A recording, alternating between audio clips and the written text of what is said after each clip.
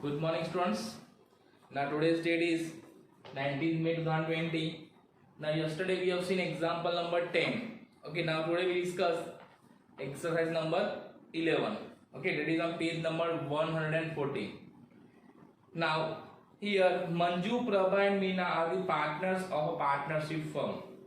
Their profit and loss saying ratio is 5:3:2 and they want to change their profit and loss ratio to 3:2:1, यानी कि उनका old ratio है 5:3:2 और उनका new ratio है 3:2:1.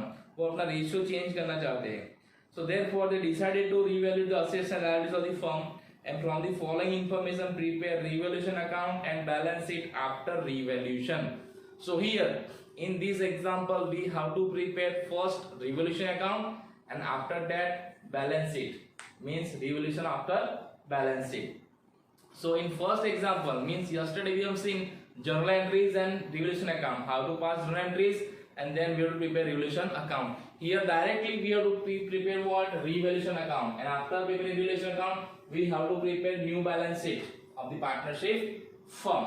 Okay, so here there is no need to pass journal entries. हमको यहाँ पे journal entries pass करनी नहीं है, लेकिन आपको पता होना चाहिए कि when in revaluation account debit side effect is given and when in revaluation account credit side effect is given. So as we know, when there is a profit due to increase and decrease in the value of assets and liabilities, it is recorded credit side, and when there is a loss due to increase and decrease in the value of assets and liabilities, it is recorded which side? Debit side. So here from the adjustment we have to understood whether it is a profit or loss to the firm. Okay, and then we have decided the posting.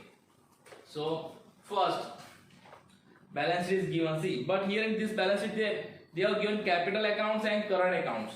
So whenever current accounts of partners are given in balance sheet, you have to understood partnership firm prepare their partners capital account by fixed capital account method. Fixed capital account method means what? In this method partnership firm prepare two accounts for partners, that is first partners capital account and second partners current account. Okay, so whatever changes or whatever profit is received by partners, it is recorded in partners current account instead of partners capital, because in partners capital only increase and decrease in permanent capital of partner is recorded. Clear? So whatever profit we get from this revaluation account, it is recorded in partners current account instead of capital account. Okay, so let's start with first adjustment. The value of land and building is to be increased by 25%. यानी कि land and value of land and building is increased by 25%, यानी increase हुआ है, means profit हुआ है. So कहाँ आएगा entry? Credit side. So land and building account. I have written L and B. You have written full one, that is land and building. Now 25%. So 1,25%. So how many? 25,000. आपको अपनी कैलसी में calculate करना है 1 lakh into 25%. So it will be how many? 25,000. So credit side, because it is profit for the firm.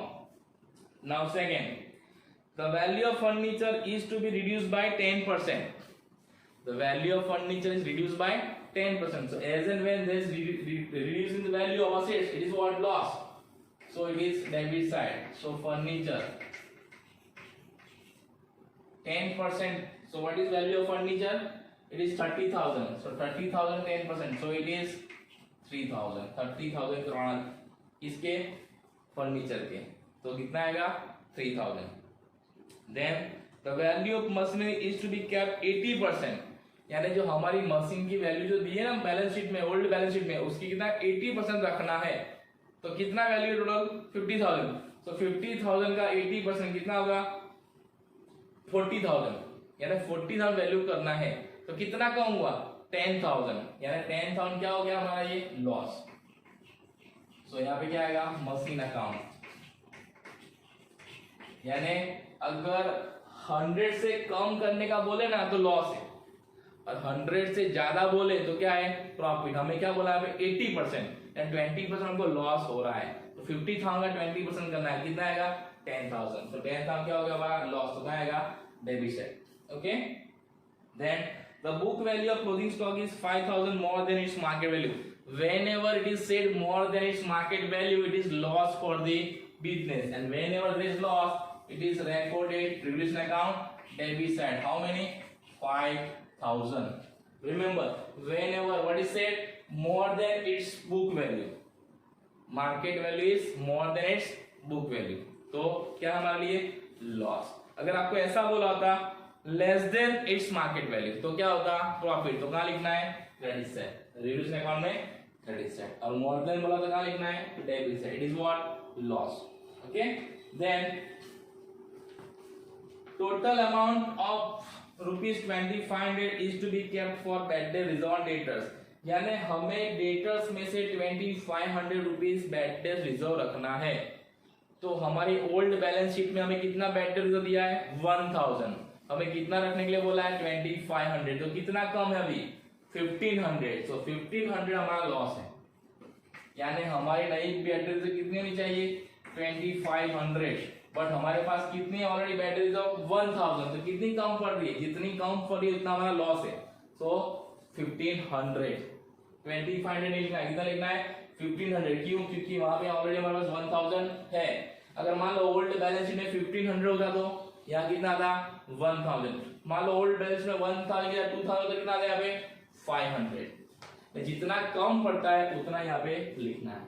Clear? According to new adjustment. Okay. Then last, an amount of ₹3000 among the creditors is now not to be paid. अगर creditors को पैसा देना नहीं है means हमारा क्या होगा? Liability decrease होता है. और जब भी लायबिलिटी डिक्रीज होता है, it is what? It is profit for the business. How many? 3000. ये हमारा क्या हो गया? प्रॉफिट. कितना लिखना है? Credit side. And last, interest on bank loan for last 3 month is outstanding. यानी हमने जो लोन लिया है बैंक से उस पे हमने 3 महीने का इंटरेस्ट दिया नहीं है. तो यहाँ अमाउंट दी नहीं है. So we have to calculate amount of interest from the given information. So what is amount of bank loan? So it is 30,000 and rate of interest that is 12%, and for how many months? 3 months. So it will be 900. 30,000 into 12 by 100 into 3 by 12. So outstanding interest account. So it is how many? 900. This amount is not given in the adjustment. We have to identify from the given information. This hidden adjustment. Okay. हमने 30,000 का loan लिया है, 12% rate of interest है और 3 महीने का interest देना बाकी है. Total how many? 900. Okay. Now we have discussed all the adjustment. Now we have to find out total of both sides. Revaluation account. That is credit side and debit side. So here credit side total is more than debit side. So it is how many? 28,000. Credit side total is how many? 28,000. Write down both sides. 28, 28. Now minus this debit side total from the credit side. So you will get how many? 7,600. आपको ये calculation करना है. From this 28,000 you minus all these figures: 3,000, 10,000, 5,000, 1,500, 9,000. So you will get how many? 7,600. And this will be distributed between partners in their current account.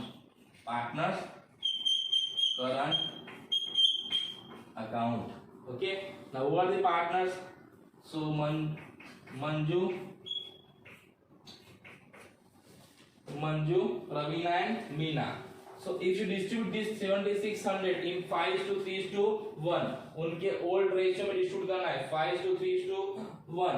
तो कितना कितना आएगा? यहाँ पे 3,800 और इसको मिलेगा 2,280 और इसको मिलेगा 1,520. ये 7,600 को हमें 5:3:2 में डिवाइड करना है.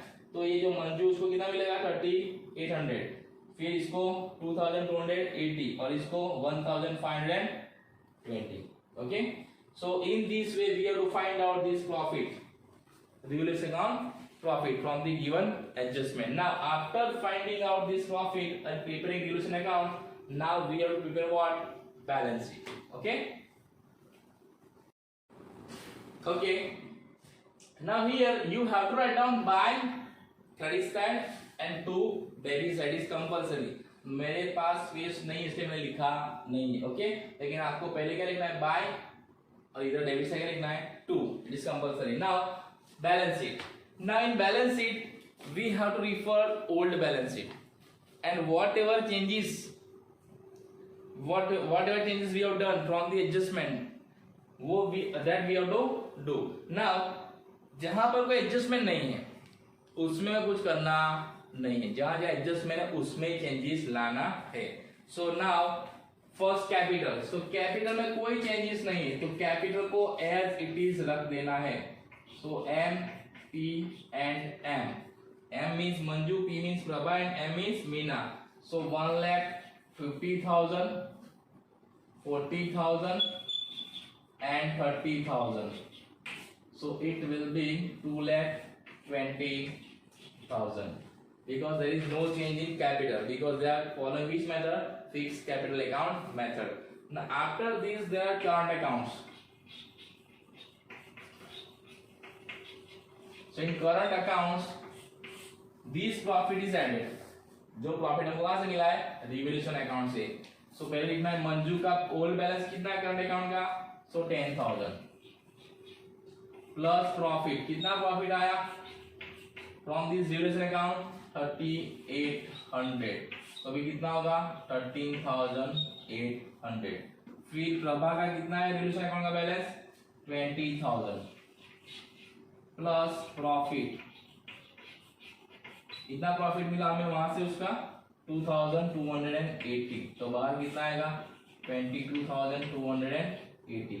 And last one that is Manju Meena that is 9,000 और उसका कितना प्रॉफिट मिला है? 1,520. तो कितना हो गया? 10,520. तो सबसे पहले हमें ये करना है. Okay, first we take liability side. After this what is given? Bank loan. तो बैंक लोन कितने का है?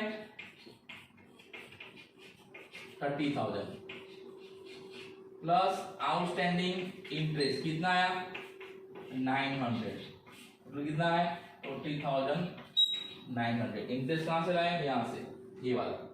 एक एडजस्टमेंट की दो इफेक्ट होती है. एक हमने कहा भी दी रिवोल्यूशन अकाउंट में डेबिट साइड, दूसरा कहा दिया हमने बैलेंस शीट में liability side adding bank loan. अभी हमको बैंक को कितना पैसा देना है? 30,000 लोन का और 900 outstanding interest, total 30,900. Okay, now creditors. Now creditors old कितने थे हमारे पास ओल्ड बैलेंस शीट में? तो हमारे पास ओल्ड बैलेंस शीट में क्रेडिटर्स थे 40,000. इसमें से कितनों को पे नहीं करना है? Not to be paid. कितना पे नहीं करना है? एडजस्टमेंट को बोला है 3,000. तो कितना पे करना अभी हमको? 37,000. Okay, and after this last one is what? Bills payable. Bills payable में कोई एडजस्टमेंट नहीं है तो उसको एज इट इज रखना है, जितना है उतना ही. तो कितना है ओल्ड बैलेंस शीट में? 10,000. तो उसमें कोई चेंजेस करना नहीं है, याद रखना. जिसमें कोई एडजस्टमेंट नहीं है उसमें कोई चेंज करना नहीं है, उसको एज इट इज रख देना है. जैसा ओल्ड बैलेंस शीट में है वैसे का वैसा. Now liability side over, now asset side.